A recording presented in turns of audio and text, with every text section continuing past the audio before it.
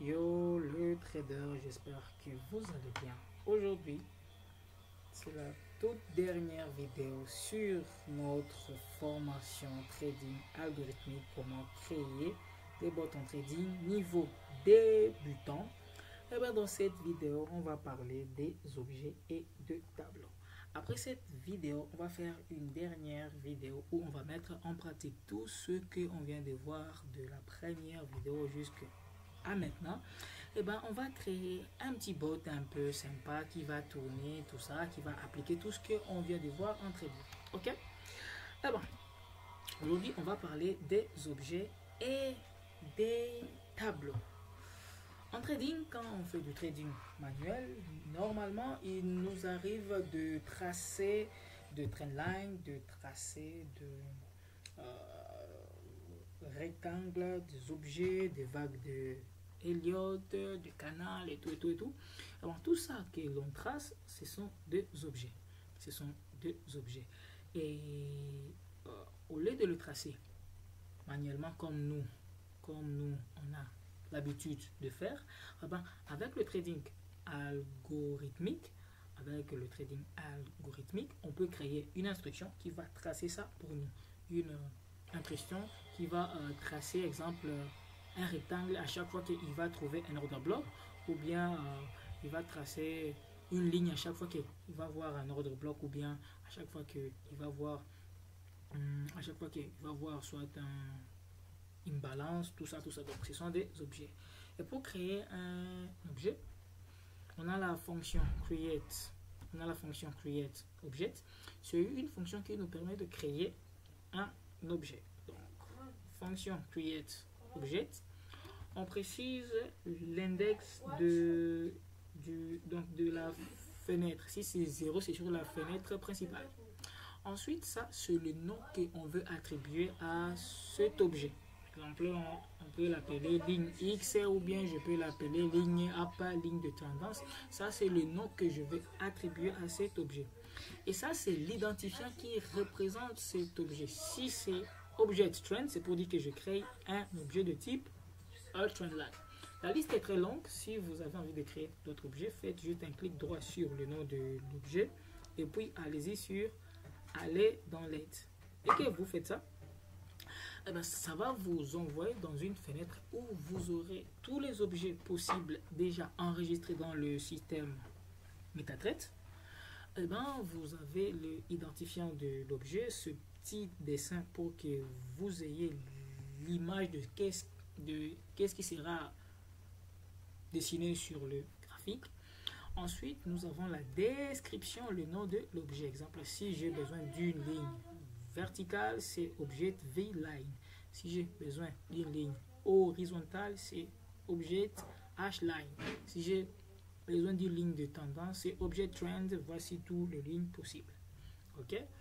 Et nous, on va utiliser object trend. Donc, vous comprenez, c'est un objet sur une ligne de tendance. Et l'index 0, attendez, quand vous choisissez un objet, il y a moyen de cliquer sur le nom de l'objet, ça va vous envoyer dans une page où on vous donne toutes les informations nécessaires sur l'application de l'objet, comment utiliser ça, quelles sont les informations, tout,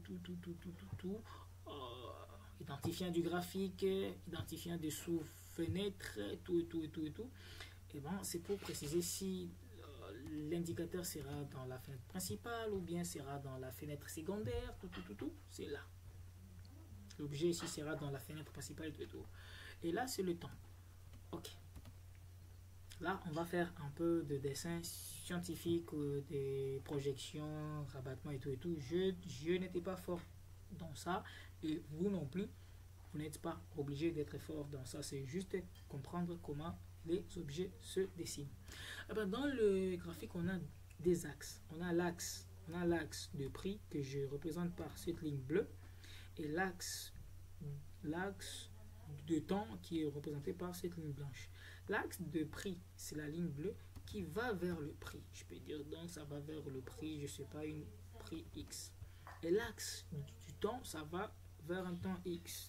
Le 7 novembre 2000 combien à 9h, voici, voilà. Le croisement de là, c'est ce qu'on a besoin pour dessiner un objet. Ben, quand je viens ici, je précise le temps, c'est pour dire que cet objet il va utiliser l'axe de temps qui va prendre n'importe quel temps, mais à 3 heures pile. Donc après chaque 3 heures, il va se mettre à jour. Et pour le prix, je vais lui dire, eh ben, tu vas me prendre le prix le plus haut tous les 3 heures. Pour dire, après 3 heures, il va me faire les calculs, il va me chercher le high et il va me le afficher. Après 3 heures, il va me chercher le high, il va me l'afficher. Et quand je dis objet set, c'est une fonction qui va prendre le même objet que j'ai créé. Il faut tenir compte du nom, parce que si je change de nom, c'est plus le même objet. Donc il faut que j'écris le même nom pour qu'il prenne le même objet. Objet propre, color, je change de couleur pour dire CRL bleu.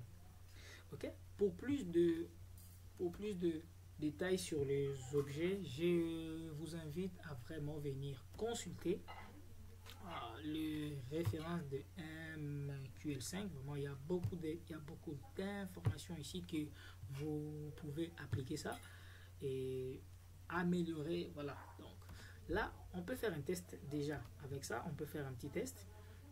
Et si je run ça, je dois avoir un objet de couleur bleue, une ligne, et ben, qui va se mettre à jour tous les 3 heures. Ok?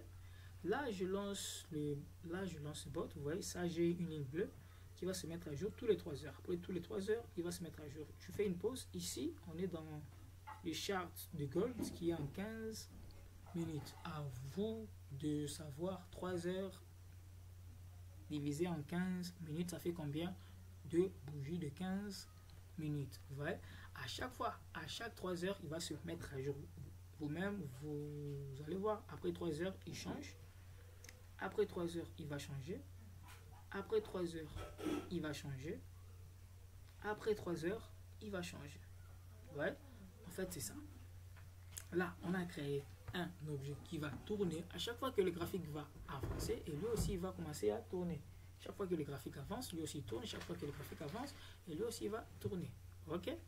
Ok. Là, c'est sur la partie objet. Là, c'est sur la partie objet. Et maintenant, sur la partie tableau. C'est quoi un tableau? En fait, le tableau, c'est comme une variable, sauf qu'au lieu de stocker un seul élément, il va en stocker plusieurs. Exemple simple, je prends ces deux variables. Ici, j'ai la variable x5, ici, j'ai la variable x1. Quelle est la différence entre ces deux variables? C'est parce que x5, lui, peut sauvegarder plusieurs éléments. On peut mettre 2, on peut mettre 7, on peut mettre 6, 5, 4, je ne sais pas quoi. Tout ça, ce sont les informations que x peut sauvegarder. Mais x1, lui, il ne peut sauvegarder qu'un seul élément. Tout ça vient dû à quoi? Le fait, quand je mets si je supprime ces parenthèses, et ben ça c'est une erreur. Quand je remets ce parenthèse, la présence de cette parenthèse ici veut dire tout ce qui est dans ce crochet, on peut dire, et ben sont représentés par x. Et si je compile, si je fais la console, pardon, qu'est-ce que on me dit, il y a une erreur au niveau des conditions. Voilà, 5 c'est répété. Et il y a une valeur qui s'est répétée. Voilà.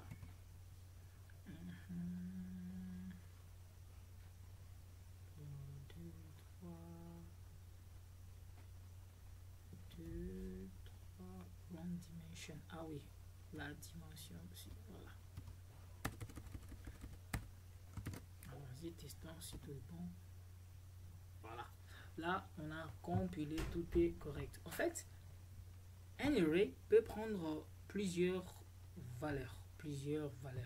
Alors que un array, c'est en anglais, pardon.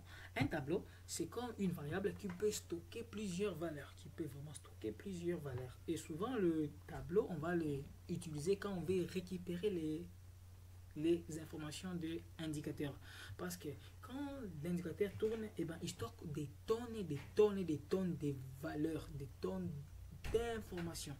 Et bien, on ne peut pas les stocker dans une variable, mais on va les stocker dans quoi ici? Un array, un tableau, pour maintenant commencer à trier ce qui est important pour nous, ce qu'on va utiliser, ce qu'on va prendre en considération, ce qu'on va changer et tout le reste. Voilà.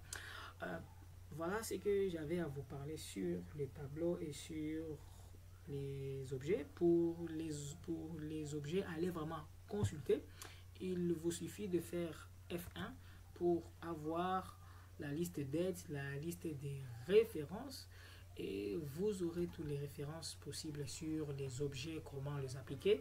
On ne peut pas tout faire ça ici, sinon la vidéo risque de vraiment traîner, et chose que je ne souhaite pas, parce que la plupart des fois, quand la vidéo dure vraiment trop, les gens ne voient pas tout ça. Ok, donc c'est tout pour la vidéo de aujourd'hui. La prochaine vidéo, on va mettre en pratique tout ce qu'on vient de voir pour créer un mini bot qui va appliquer tout ce qu'on vient de voir vers la première vidéo jusqu'à présent. Donc si vous avez aimé, je vous demanderai de vous abonner, de liker, de partager la vidéo.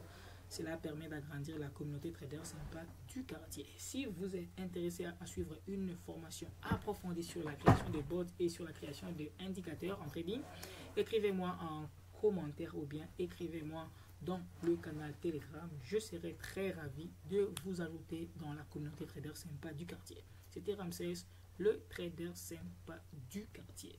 Dans la dernière vidéo, comme je l'ai dit, on va mettre en pratique tout ce qu'on a vu pour créer un bot qui va